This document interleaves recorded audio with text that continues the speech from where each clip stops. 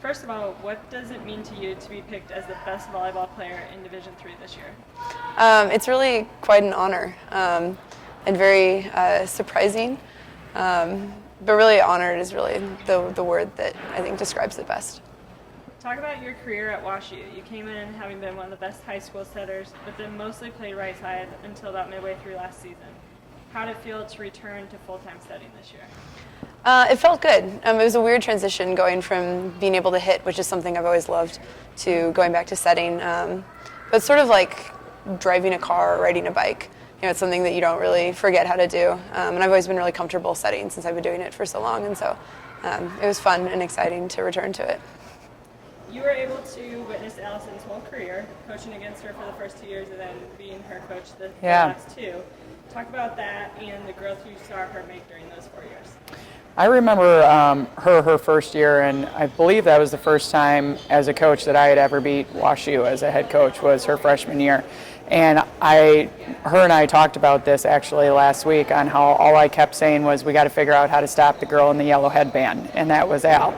And at the time, she was a right side attacker, and she was getting kill after kill after kill. And as a freshman, no one could figure out how to stop her. No one kind of knew where this kid came from, but I remember seeing her as a very fundamental player, a really good attacker, and then I was able to watch her set during postseason a little bit, and I was like, oh my God, she can do both. And so the next year she set a little bit, and then of course when I came in we used her as both options, but I think she's naturally gifted in both, which I was fortunate enough to have as a coach, to have a player like that. But she does a really good job of being fundamentally sound, and I think that's the most impressive thing about her is her defense just kept improving the 2 years that I had her. Setting-wise, she's very smart with the game.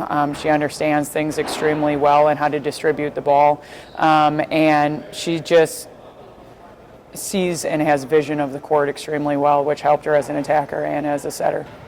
As a head coach, this is your first team All-American. What's it mean to you and the WashU program to have her be the National Player of the Year? Super exciting. It's hard to put into words, actually. I feel extremely honored that I was able to have the group that I had this year and to coach someone like Allison. I said to our athletic director the other day, my coach coached for 24 years and coached top 4 ranked teams all of the time, and she had won National Player of the Year. These are pretty hard to come by, especially with, I think if you look at our stats, we had 8 or 9 of them here at WashU, or 8, something to that extent, and we've had phenomenal programs. So it's something extremely rare. So I feel honored and privileged that we were chosen with that, but that Allison was chosen. It's not very often that setters get picked in this position. It's always the big swings that get all the credit all the time. I know liberos don't get a whole lot of credit in this award either, but you can't get the ball to your attackers unless you have a really good setter, and Allison is exactly that. And she's very humble. She comes in, she works hard, she does what she needs to do.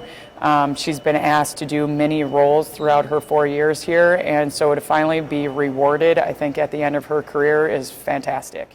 You are just the 8th individual in WashU's storied volleyball history to be named the Division III Player of the Year. What does it mean to you to join such elite company?